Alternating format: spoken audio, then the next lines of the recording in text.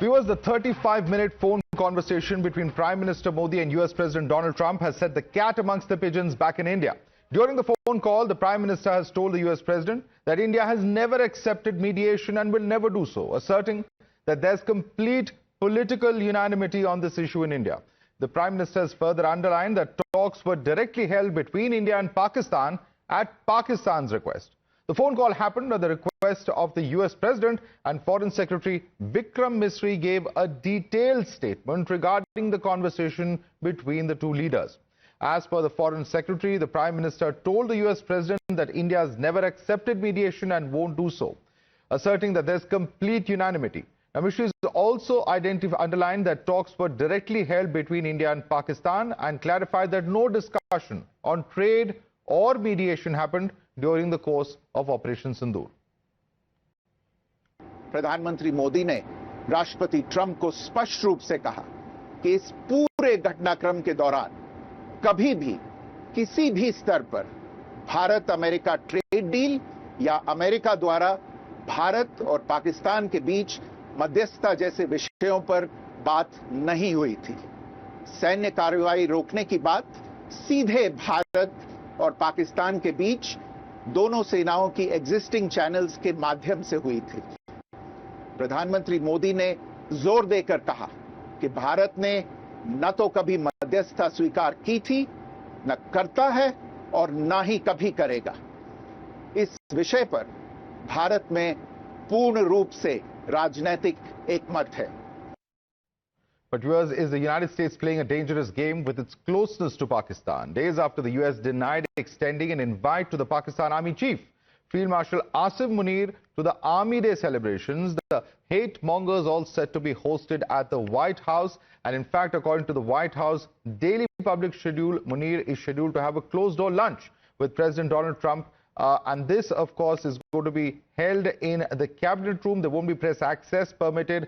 Pakistan media suggesting that Munir will be meeting with Secretary of State Marco Rubio and Defense Secretary Pete Hegseth on his US trip. However, the US President Donald Trump has changed his tune on Operation Sindoor, where he said that it was PM Modi who stopped the war from India's side and Asim Munir from Pakistan's side. Listen into what he said. Well, I stopped the war between Pakistan. I love Pakistan. I think Modi is a fantastic man. I spoke to him last night. We're going to make a trade deal with Modi of India. But I stopped the war between Pakistan and India. This man was extremely influential in stopping it from the Pakistan side, Modi from the India side, and others.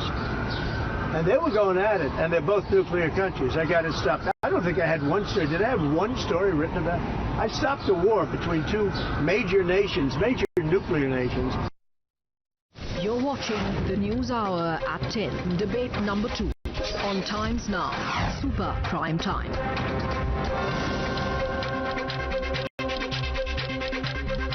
All right, now I believe Asim Munir has arrived for the dinner at the White House. Let's quickly take this question across to our guest. Joining us, we have Ambassador Yash Sinha, former diplomat, with us. Major Gaurav Arya is with us. He's the editor-in-chief of Chanakya Forum. Abhijit Ayar Mitra continues from debate number 1. But we have Mark Burns, Republican strategist and spiritual advisor to President Trump and founder of the Now television network, with us. Mark Burns, many would argue that, it's a very dangerous sort of game that, is being played out over here. On the one hand, you have the same Pakistan where Osama bin Laden was found, the person who's responsible for the 9/11 terror attacks. The same kind of, we've seen a number of statements, snakes in the backyard, etc., coming in from the United States. And once again, the United States repeating that mistake by entertaining the Pakistan Army Chief. On the one hand, the US, of course, has close ties with India. We have even Quad cooperation. But at the end of the day, this is something that is going to raise some serious questions as to why the Pakistan Army Chief is being sort of wined and dined in the manner he's at Washington, D.C. Well, let's just be clear of the matter. First, before I jump into G7 and President Trump's and Prime Minister Modi's relationship and the relationship between the United States and India, regarding Pakistan, you got to remember President Trump withheld about $1.3 billion of aid to Pakistan at one point, citing that they host terrorists. And so the president has made it clear to point out he was always against supporting Pakistan for early when it was discovered that they was allowing Osama bin Laden to be in their country.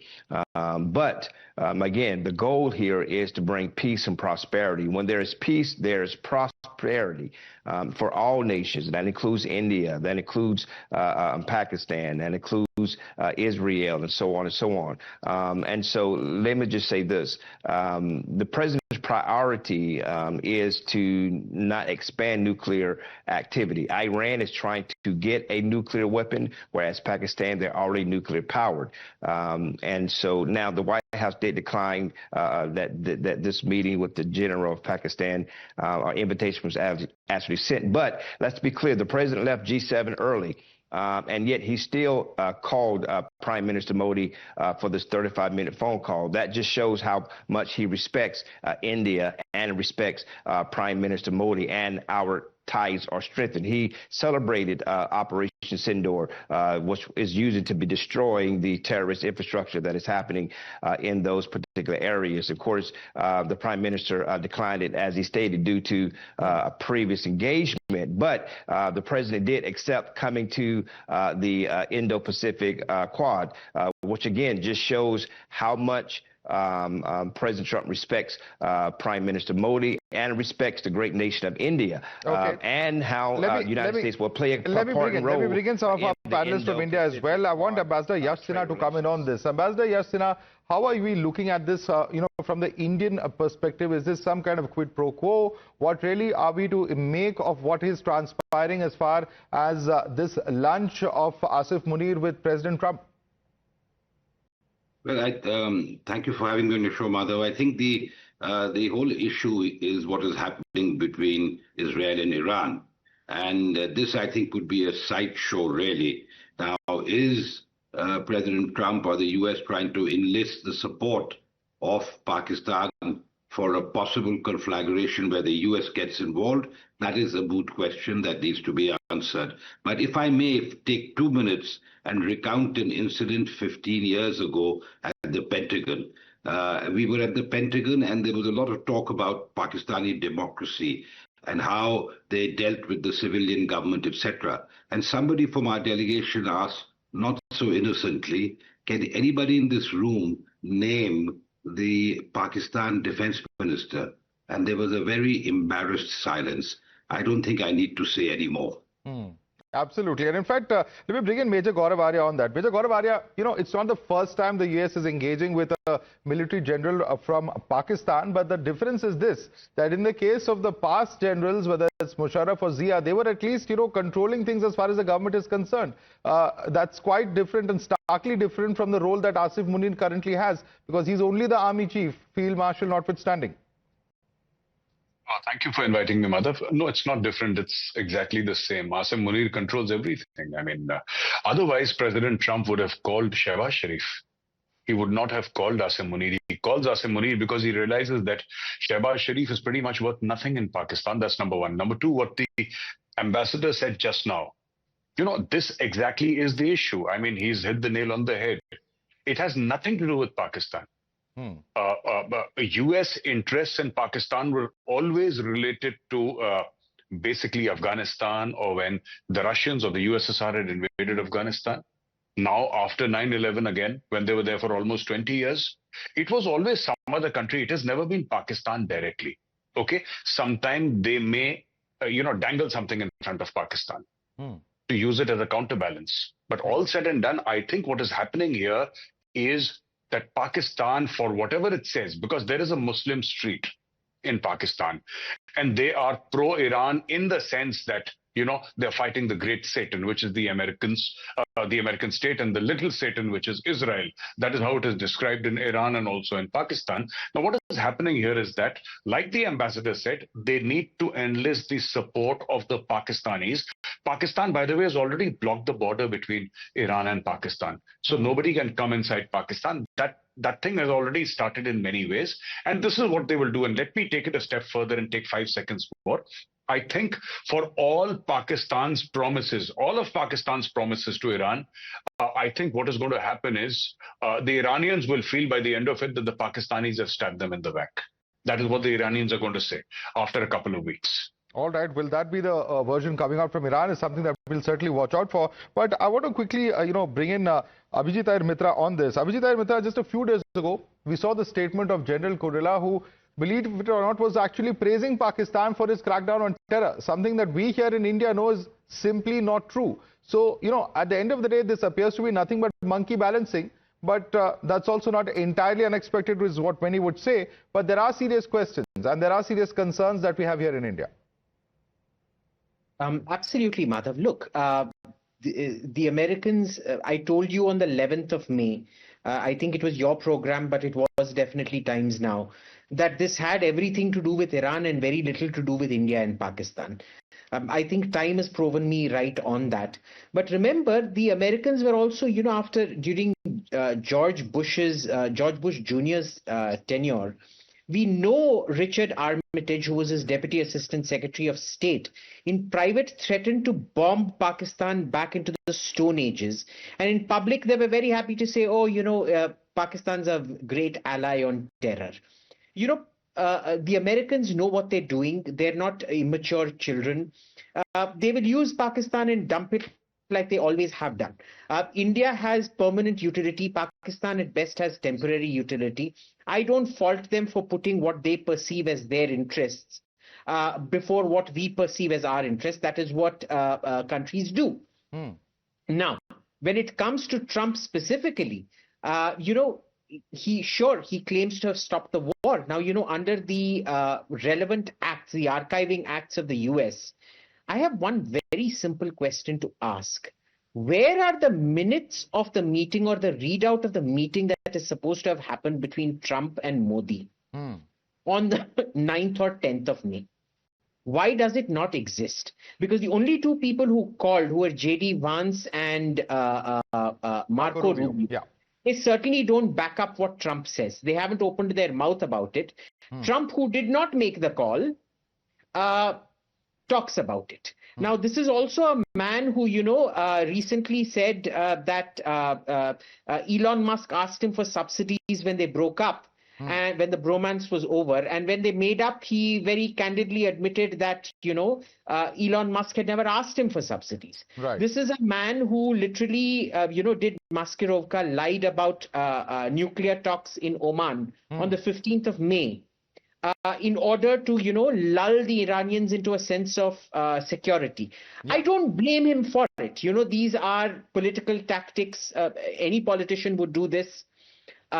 Trump is just more transparent about it. Okay. So, I don't take this very seriously. Let me bring in Mark Burns on that. Mark Burns, how do you respond to what Abhijit is saying? Because it is a fact that we've seen President Trump saying one thing, we've seen him saying another thing. And today, in fact, he's gone ahead. While all these days he was saying that he has done it, etc., he's gone and said that he's done it. But Modi stopped it from the Indian side. Asif Munir stopped it from the Pakistan side. Is that the result of today's call that we saw earlier this morning? I don't know. But do you think that there's some softening on the part of President Trump there?